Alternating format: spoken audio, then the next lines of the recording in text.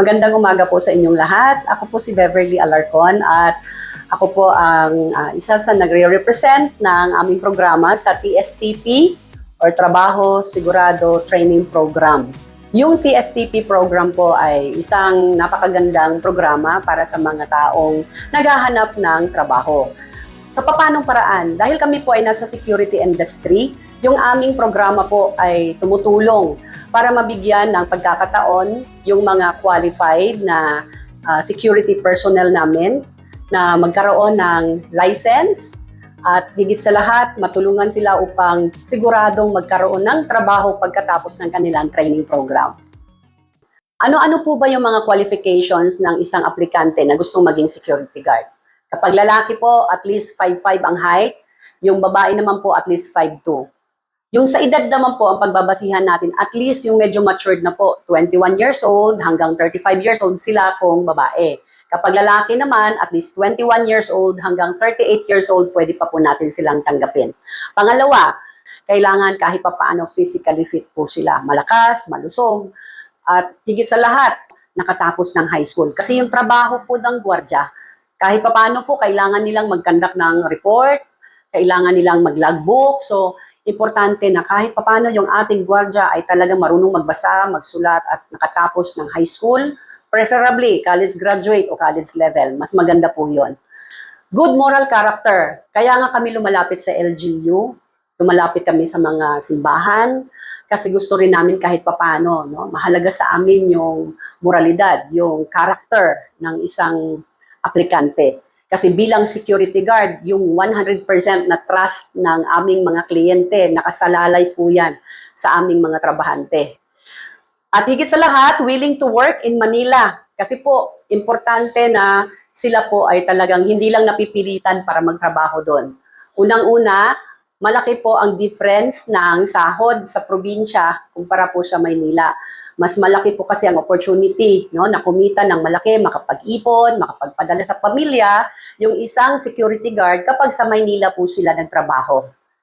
Yung sahod po kasi natin ay nagsisimula sa 30,000 pataas kapag sila ay na-assign sa Maynila. Napakalaking tulong nito para sa pamilya. Mayroon silang maipapadala kahit papano buwan-buwan sa pamilya nila, 20,000, 15,000, malaking tulong na po yun buwan-buwan para mag-survive ang family or makarao sa kahirapan ng pamilya. Ano pa ang pwede nating dapat tandaan?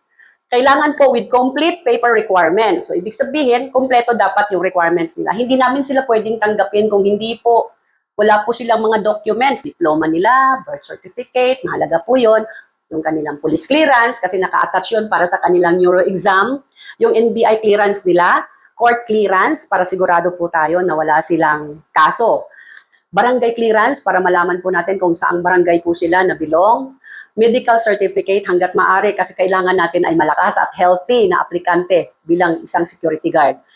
Dapat din po silang mag-submit o kumuha ng kanilang SSS, Pag-ibig PhilHealth number, dahil sila po ay may mga benepisyo na matatanggap bilang isang security guard. Ano-ano po yung mga stages na dapat pagdaanan ng ating mga aplikante? Una po, qualifying. Kapag nag-qualify tayo sa kanila, kailangan ho nilang mag-submit ng kanilang biodata with picture na 2x2, at least po white ang background.